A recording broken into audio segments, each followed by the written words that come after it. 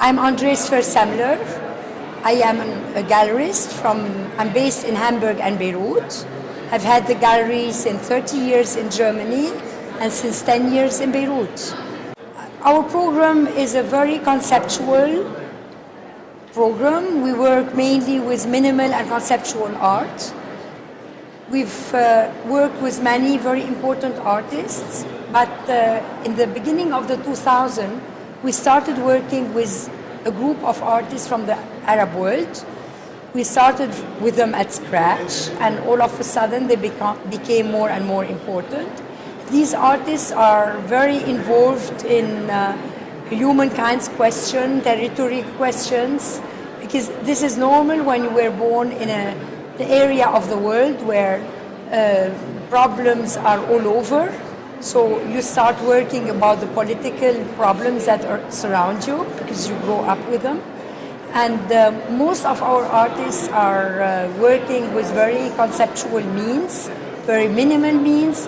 I don't like when art becomes like textury, that means like a pamphlet.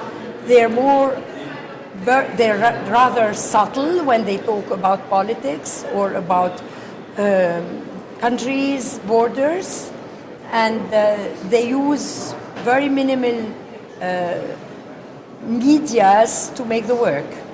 As here with the work by Rayyan Tabet, who is a very young artist from the gallery.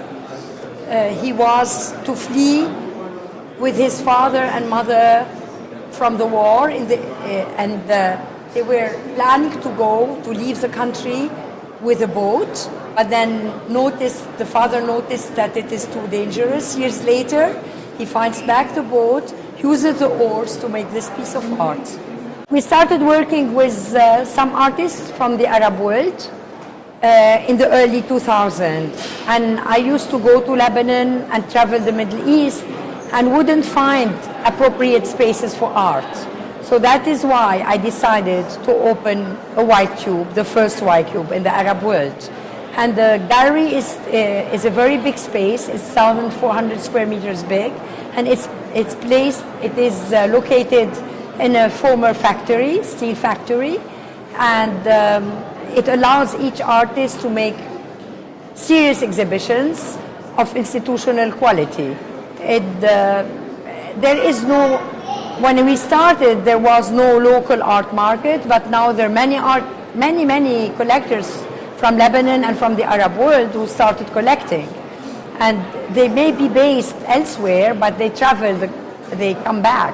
They come to Beirut, visit the gallery, and you don't really nowadays sell the work in the city you are in. You sell the work all over the world. People contact you, people come, people visit the work. So it is not so important where you are if we were to talk economically. But it's very important to make the work we are doing in Beirut. And it has generated lots of energies. Now there are several spaces. There are 3 museums opening. There are 2 non-profit spaces which are very beautiful, the Beirut Art Center and a school for art, Ashkal Alwan. So all these energies communicate and create new energies. And the art scene is so lively in Beirut. There's so much going on. Many artists live in the country. The good thing about the bad situation in Lebanon is that the country gives you everyday reasons for good art pieces that are existential for their living. And that become striking to a bigger public because it carries on in a very special way the everyday life and politics of that country, which is we have at the moment 1/3 of the Lebanese population are refugees from Syria. And this is, of course, very difficult. The economic situation is tremendously difficult, and the political situation is awful.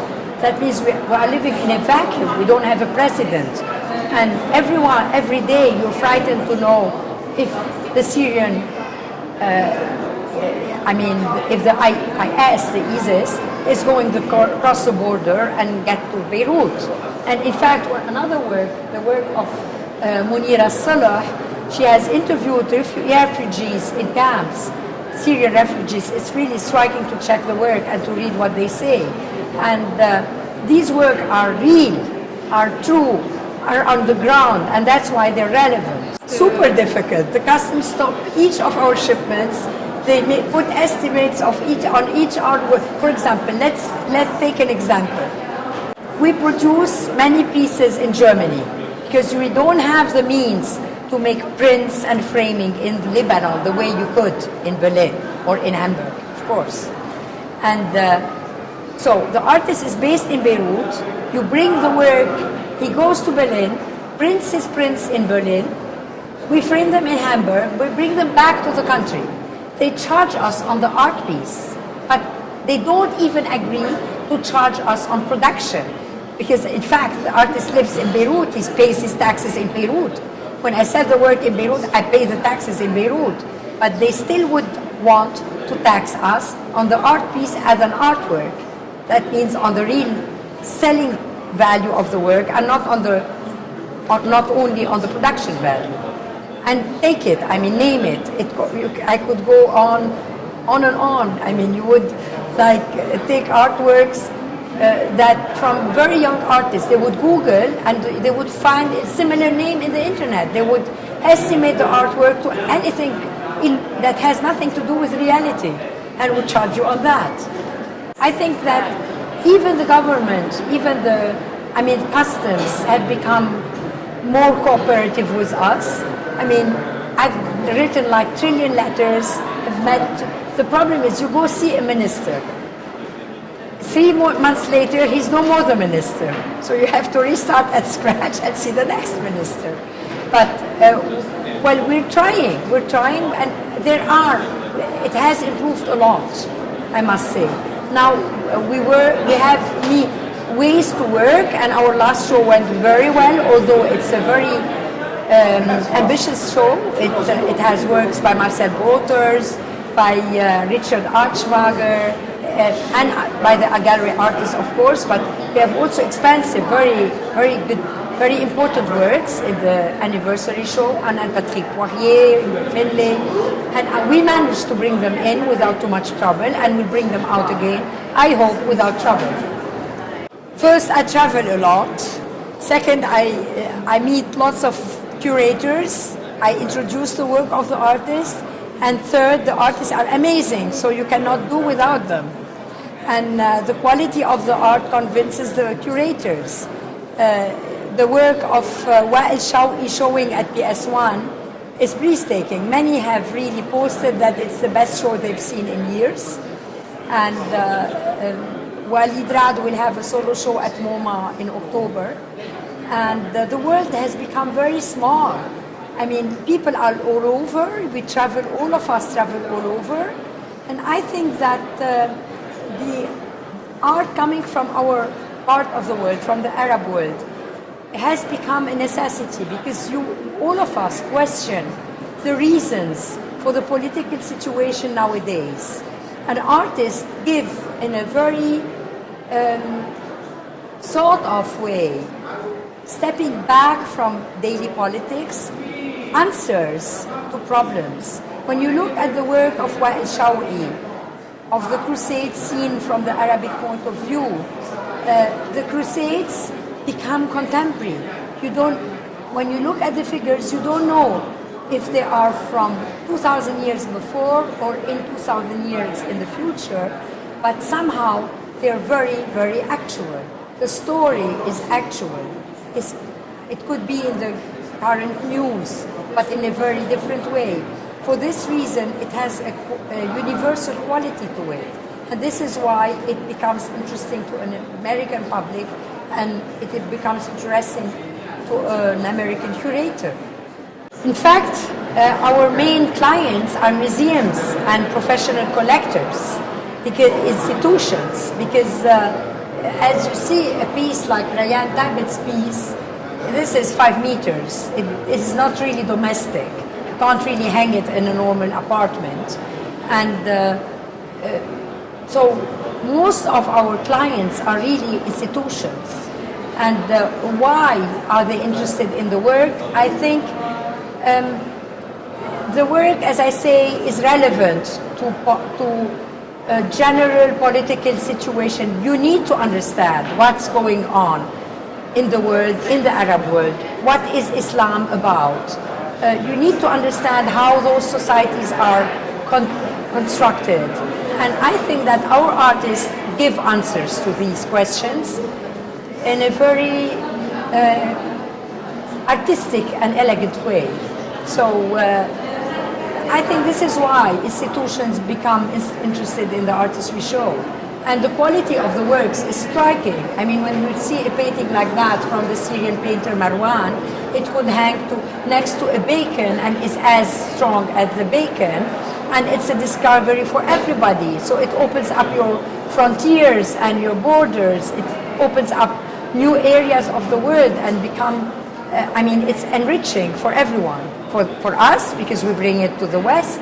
For the West, because they learn about new things. The Arab world has been building museums, and they're all competing on the number and the sizes of the museums. And of course, these museums need to be filled with artworks, and for this reason, they also talk to us, because you cannot open a museum without putting art from your part of the world in it.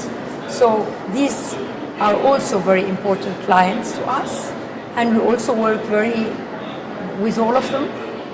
At the moment, Wael Shawi has a solo exhibition at the museum in Doha, and in fact, Qatar has collaborated in the production of the work, and the Guggenheim Abu Dhabi has bought several of our artists. If you look back at the United States in the 18th century, there were no museums, there were not so many artists. I've written my PhD about the French art scene in the 19th century. The 19th century, the American would come to Paris to learn art. Now you go to New York to learn art. So time will come when it will proceed. I mean, the more you do, the more you energize the subject, the more when you create a market, when you create an art scene, it generates new energies. And the more new energies you have, the more artists you're going to have. And the more good artists you're going to have. Of course, not all of them are internationally and universally important, but they will become, you'll get more and more. And many of them are learning, and they will get to another step. And if you give all of that time, I'm sure that in 50 years or 100 years, you're going to have they give it lots of money into this, lots of energy.